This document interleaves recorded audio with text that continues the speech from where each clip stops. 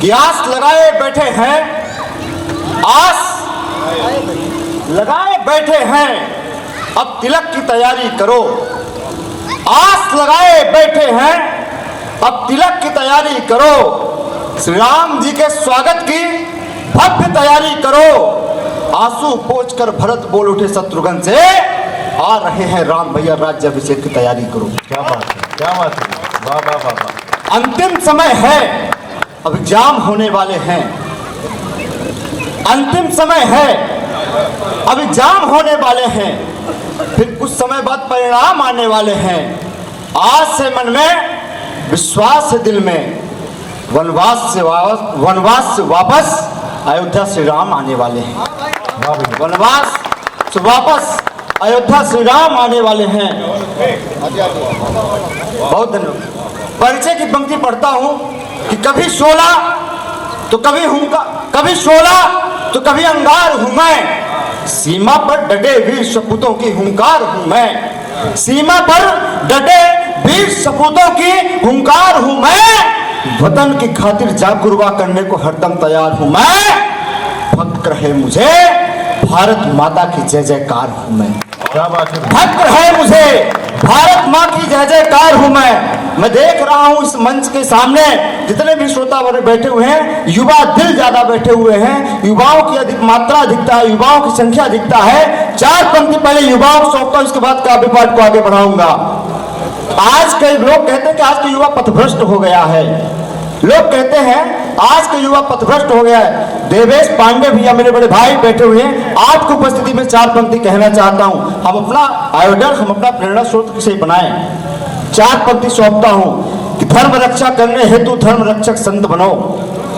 धर्म रक्षा करने हेतु धर्म रक्षक संत बनो। सच को सच कहने वाला दिनकर और दुष्यंत बनो। सच को सच कहने वाला दिनकर और दुष्यंत बनो। और जिसने भारत माँ का बाण बढ़ाया विश्व पटल पर, युवा पीढ़ी सभी संभलकर विवेकानंद बनो। युवा पीढ़ी सभी संभलकर विवेकानंद बनो। चार पंक्ति और समर्पित करता हूं। मुझे मालूम है कि आप लोग कविता सुनने वाले लोग हैं। तालियां, कविता अच्छी है कि बुरी है इसके मानक नहीं है। इस बात ये बड़ी बात है कि आप कविता सुनने वाले लोग हैं। चार पंक्ति और सौंपता हूं कि गीत ऐसा गाएं जिसमें सुर ताल और लय हो। भैया, गीत ऐसा गाएं जिसमें सुर ताल और लय हो। सूरज के किरणों से चहुओर दृश्य भगवामय हो। सूरज के किरणों से चहुओर दृश्य भगवामय हो। राम सत्याग राधा कृष्ण सा प्रेम हो। आओ हम सब मिलकर बोले भारत माता की जय हो। आओ हम सब मिलकर बोले।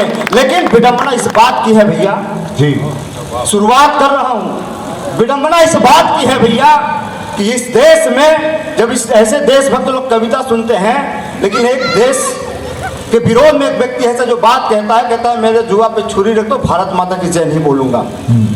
बड़ी जिम्मेदारी के साथ अपनों के बीच और देशभक्तों के बीच चार पंक्ति से उस व्यक्ति को जवाब देना चाहता हूं। आशीर्वाद दीजिएगा कि राह कठिन हो भले मगर चलना पड़ेगा।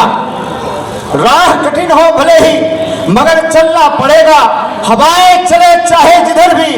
वो सांसद है, लोकतंत्र के मंदिर में बैठा है, उसकी क्या जिम्मेदारी है, वो क्या बोला, मैं उसको क्या जवाब दे रहा हूं कि राह कठिन हो भले ही मगर चलना पड़ेगा। हवाएं चले चाहे जिधर भी, दीपक हो जलना पड़ेगा। अरे वैसी कान खोल कर सुन ले तू क्या, तेरे अब्बा को भी भारत माता की जय बोलना पड़ेगा। बहुत धन्यवाद। एक क्षण कि राष्ट्र क्या भाव होना चाहिए। आज हम हिंदू मुस्लिम सिख ईसाई में बट रहे हैं। कैसी विडंबना है कि राष्ट्र वंदना के गीत गूंजे चहुओर बंधु। देश प्रेम वाला परिवेश होना चाहिए। जिए इस देश हेतु, मरे इस देश हेतु। मन में ये धारणा विशेष होनी चाहिए।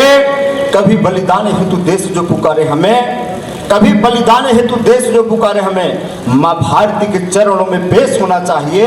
अनुयायी चाहे हम किसी भी धर्म के हो, दिल में हमारे सदा देश होना चाहिए। क्या बात है, दिल में हमारे सदा देश होना चाहिए। तब मैंने कहा कि न हिंदू बनो न मुसलमान बनो, न हिंदू बनो न मुसलमान बनो, न सिख बनो न पठान बनो, कहाँ फंसे हो जाति धर्म के बंधन में, इंसान के बच्चे हो इंसान बनो, इंसान के बच्चे हो इंसान बनो। दादा प्रणाम करता हूँ। इंसान के बच्चे हो इंसान के बच्चे हो इंसान बनो, इंसान के बच्चे हो इंसान बनो। दादा इस देश में विगत कुछ दिनों पूर्व एक आंदोलन होता है। कभी कलाकार कोई लेखक किसी आंदोलन का विरोधी नहीं है, आंदोलन होने चाहिए, लेकिन दर्द तो तब हुआ, पीड़ा तब हुई जब लाल किला पर फहराते हुए तिरंगे पर आंच आई। जब उस तिरंगे को हटाकर कोई अलग प्रकार का झंडा लगा दिया जाता है तब दर्द हुआ सुदीप भैया, तब दर्द हुआ। मैंने बताया कि 4 पंक्तियों में बताना चाहता हूँ तिरंगा क्या होती है, हमारे लिए तिरंगा क्या है, आपके लिए तिरंगा क्या है, वर्दी के लिए तिरंगा क्या है, बताना चाहता हूँ कि माँ भारती की आन बान शान तिरंगा है, माँ भारती की आन बान शान तिरंगा है। हिंदू मुस्लिम सिख ईसाई इन सबका ईमान तिरंगा है, और सीमा पर डटे वीर सपूतों की अरमान तिरंगा है। वंदे मातरम जनगण मन हिंदुस्तान की पहचान तिरंगा। बहुत धन्यवाद। माँ भारती की आरती गुनगुनाना बंद नहीं करूंगा, माँ भारती की आरती गुनगुनाना बंद नहीं करूंगा। देश में क्या माहौल पैदा हो रहा है कि देश में जातिवाद संप्रदायवाद का विषय फैलने नहीं दूंगा, शहीदों की चिताओं के आग को ठंडा होने नहीं दूंगा। मेरा शीश भले ही कट जाए मगर तिरंगा कभी झुकने नहीं दूंगा, मगर तिरंगा कभी झुकने नहीं दूंगा। बहुत धन्यवाद, बहुत धन्यवाद। तिरंगा कभी झुकने नहीं दूंगा।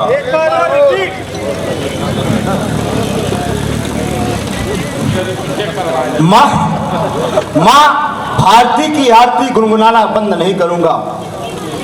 अब दोबारा और जोरदार मुझे आशीर्वाद दीजिएगा कि माँ भारती की आरती गुनगुनाना बंद नहीं करूंगा।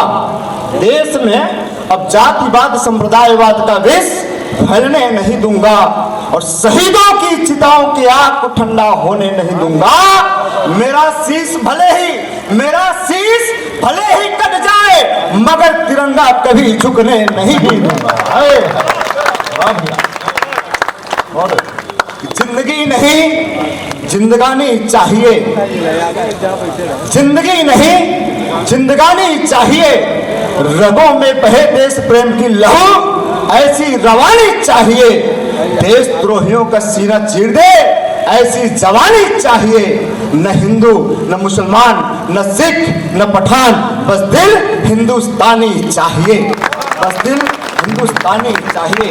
आदरणीय देवेश भैया की उपस्थिति है, 4 पंक्ति सौंपना चाहता हूँ। उत्तर प्रदेश की एक घटना याद दिला देना चाहता हूँ। विगत कुछ वर्षों की एक घटना है, दर्द भरी घटना है। मुख्यमंत्री आवास के सामने मुख्यमंत्री आवास के सामने एक शिलालेख पड़ी हुई थी, शिलालेख लगाया गया था। उसमें हमारे वीर शहीद भगत सिंह राजगुरु सुखदेव के बारे में कुछ लिखा गया था। लेकिन जब मुख्यमंत्री आवास से वर्तमान उस समय के मुख्यमंत्री जब बाहर निकलती हैं, वो बोलती हैं कि इस देश के जयचंदों का ये चित्र हटा दो।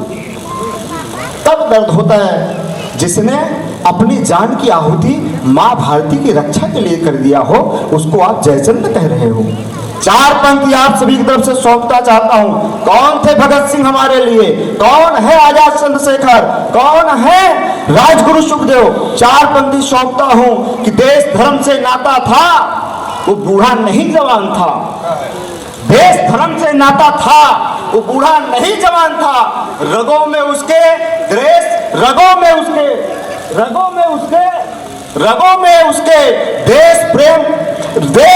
का रगों में उसके बह रहे देश प्रेम का उफान था। देश धर्म से नाता था, वो बूढ़ा नहीं जवान था। देश धर्म से नाता था, वो बूढ़ा नहीं जवान था। रगों में उसके बह रहे देश प्रेम का उफान था, और दुश्मनों और देशद्रोहियों का सीना चीर देने वाला लहू में उसको उफान था। हंसते हंसते फांसी पर झूल गए वो, हंसते हंसते फांसी पर झूल गए वो। न हिंदू था न मुसलमान था, बस दिल में उसके हिंदुस्तान। कौन थे कि घास वाली रोटियों में अरमान जिंदा है। आशीर्वाद दीजिएगा कि घास वाली रोटियों में अरमान जिंदा है। महाराणा प्रताप शिवाजी का पहचान जिंदा है, महाराणा प्रताप शिवाजी का पहचान जिंदा है। और भगत सिंह, राजगुरु, सुखदेव को आतंकी कहने वाले इन्हीं शहीदों की शहादत से मेरा हिंदुस्तान जिंदा है। इन्हीं शहीदों की शहादत से मेरा हिंदुस्तान जिंदा है। चंदन भैया ने बेटियों की बात रखी। एक बड़ा दर्द है जब भी हम सुबह कोई अखबार पढ़ते हैं। एक मेरी प्रतिनिधि कविता है बिटिया पर, उसको सुनाना चाहता हूँ। उसका हमें डॉक्टर सुधीर भोला तक पहुँचना है। एक प्रतिनिधि कविता बिटिया पर सुधीर भैया ने रखा, बेटियों का दर्द रखा। मैं बताना चाहता हूँ बेटियां क्या होती हैं। जो दूर जाने पर पास का एहसास दिलाए उसे कहते हैं बिटिया। नहीं है कह देने पर मान जाए उसे कहते हैं बिटिया। बीमार हो जाने पर जो दवा की याद दिलाए उसे कहते हैं बिटिया। और पति के हो जाने के बाद भी जो पिता को न भूल पाए उसे कहते हैं बिटिया। तब मैंने कहा कि जन्म पाने के लिए माँ चाहिए, खीर खिलाने के लिए मामी चाहिए, कहानी सुनाने के लिए दादी और नानी चाहिए, जिद पूरी करने के लिए मौसी चाहिए, साथ निभाने के लिए पत्नी चाहिए। लेकिन मेरे दोस्त, ये सभी रिश्ते निभाने के लिए बेटियां तो जिंदा होनी चाहिए। हाय हाय, बहुत वाह वाह।